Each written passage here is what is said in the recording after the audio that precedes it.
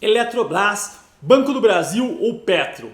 Qual a melhor ação estatal para se investir na bolsa? Esse é o tema do vídeo de hoje, mas antes de começar, dá um like. Se você não é inscrito, inscreva-se no canal e ative as notificações. E vamos lá, né? O Paulo Guedes falou recentemente que vai privatizar pelo menos 4 empresas estatais nos próximos 90 dias.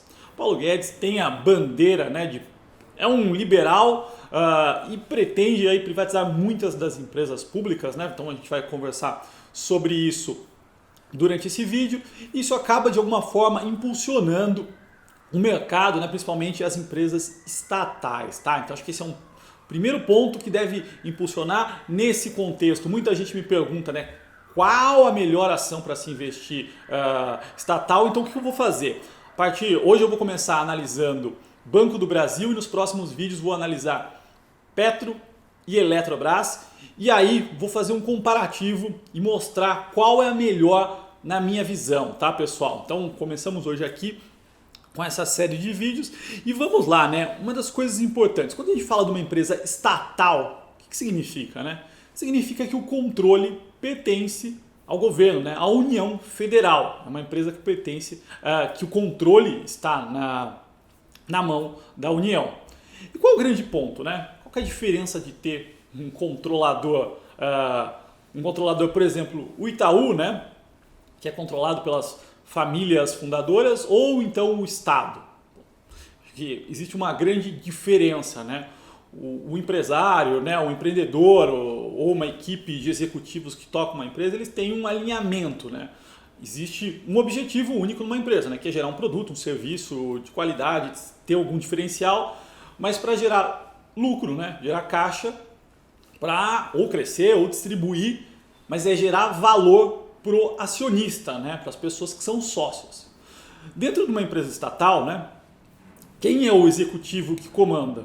É o presidente, a cabeça do presidente. E muitas vezes a cabeça do presidente, né, não é algo tão racional como a gente viu aqui no Brasil na gestão da Dilma, né? O objetivo de utilizar uma empresa pública, pensa que tem sócios lá dentro, né? As pessoas são sócios, os investidores das empresas aqui listadas na bolsa são sócios dessas empresas estatais.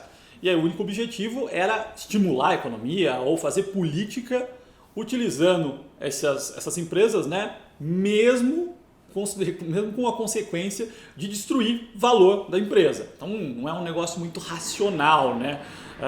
O que acaba prejudicando o desempenho operacional das empresas. Tá? Então o que a gente assistiu nos últimos anos? Né? Aquela gestão da Dilma que praticamente quebrou as empresas públicas, depois disso, com a queda dela, começou uma mudança estrutural, né, dentro das empresas, melhor gestão, troca de comando, pela eficiência, e isso refletiu claramente, né, no preço dessas 3 empresas. Isso foi algo claro, né? Todas elas estavam endividadas com uma operação horrível e hoje elas estão melhorando a operação e existe sim, elas são grandes, né, a possibilidade de elas serem privatizadas, não nesse momento, né, mas um prazo de 1, 2 anos ou pelo menos venda de ativos, isso vai acontecer, tá, de alguma forma. Então vamos lá, né? Vamos começar pelo Banco do Brasil. O Banco do Brasil é um banco, tá? Já expliquei aqui algumas vezes, mas qual é o modelo de negócio de um banco, tá? A principal atividade, né, o core, onde ele ganha dinheiro, é dando crédito. Assim que todo banco, todos os grandes bancos ganham dinheiro. Ou seja, ele pega dinheiro das pessoas através de depósitos, CDBs, a forma com que os canais que ele capta, né?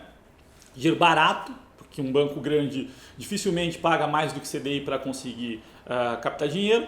E na outra ponta, ele empresta para as pessoas uma taxa de juros alta, né? O suficiente para conseguir ter uma rentabilidade e pagar a inadimplência, né? Pagar a remuneração das pessoas com que ele pegou o dinheiro e arcar com a inadimplência. Então o grande ponto de um banco grande, né, de um banco de crédito, é conseguir captar dinheiro barato em volume alto. O Banco do Brasil consegue isso sem grandes dificuldades e dar crédito com uma inteligência, né? Não é só dar crédito, né?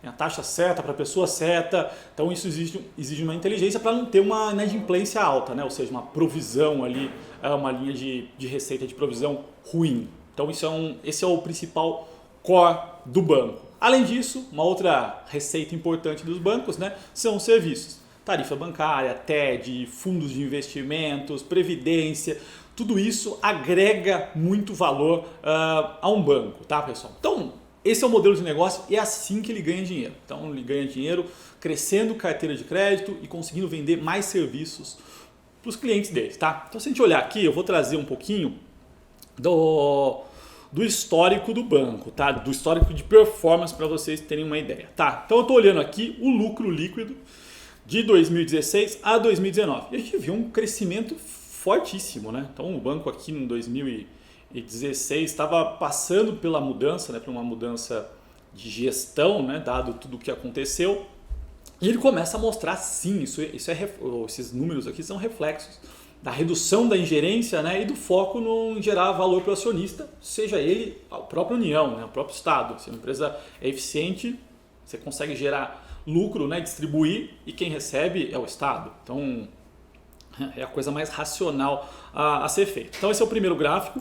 O segundo gráfico, né, que eu mostro aqui é o ROI, né? Na verdade, é o ROI ajustado, né? Com bancos a gente olha para o ROI ajustado, que é o retorno sobre o capital. Então a gente está falando aqui de quanto o banco consegue fazer de lucro versus o patrimônio líquido dele. E a gente vê que o retorno sobre o capital dele era abaixo de 10%, né? 9,2%, e pegou um movimento aí de melhora, de alta, né? No último ano entregou quase 17% no ano consolidado.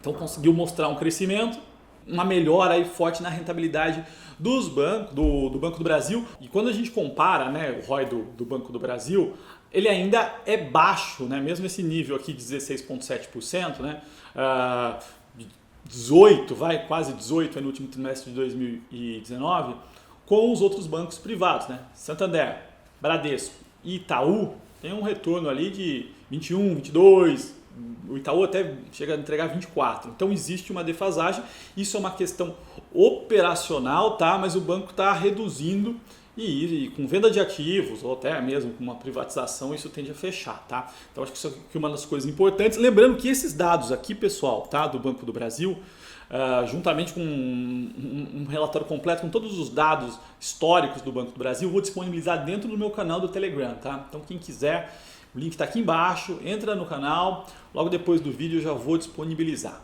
E o grande ponto então, né? Então o que a gente está falando aqui? De um banco público, controle estatal, né? Com possível vendas aí de ativos nos próximos anos, ou até mesmo uma privatização completa, que é mais difícil, mas entretanto não é para se descartar. Um banco que teve uma mudança de gestão, que está melhorando a eficiência, né, e a rentabilidade, a gente vê isso nos números, e quando a gente compara com os outros, né, com os outros bancos, a gente vê um desconto interessante, tá? Então, quando a gente comparar aqui, eu vou pegar o preço-lucro, tá, do Banco do Brasil e comparar Santander, Itaú e Bradesco, e vou pegar 2019, tá, com o ano fechado, a gente vê um grande desconto. Então, se a gente pega Itaú, né, market cap de hoje, valor de mercado de hoje, 9 vezes, Bradesco 7,3%, Santander 7,4% e o Banco do Brasil 5,5%, tá? Então assim, a média do setor é 7,5%, o Banco do Brasil é 5,5%. Ou seja, é um banco extremamente descontado. A gente pode colocar aqui nesse modelo uma queda de lucro para 2020, né, que é natural, entre 15% e 20% aí de queda de lucro. Mesmo assim a gente está falando de um múltiplo preço-lucro extremamente baixo, né? A gente está falando praticamente ainda que o banco está abaixo ainda do valor patrimonial. Então é descontado, sim, do lado de múltiplos, ele está conseguindo entregar bons resultados e isso vem crescendo tri após tri. 2020 vai ter alguns problemas em relação ao Covid, isso é dado, né? E o setor inteiro vai passar por isso. Entretanto, isso já está no preço, tá? E está inserido no mercado que pode ter aí venda de ativos ou uma privatização completa. Então eu gosto desse banco, tá? Do Banco do Brasil, dessa estatal. A gente vai comparar nos próximos vídeos, tá? A gente vai trazer aqui o case da Eletrobras e da Petro e depois a gente vai fazer um comparativo e ver qual é a melhor para estar posicionado. Então, esses dados aqui, se você quiser ter acesso, é só entrar no meu canal do Telegram, que está aqui embaixo. Bom, pessoal, é isso. Muito obrigado e até a próxima.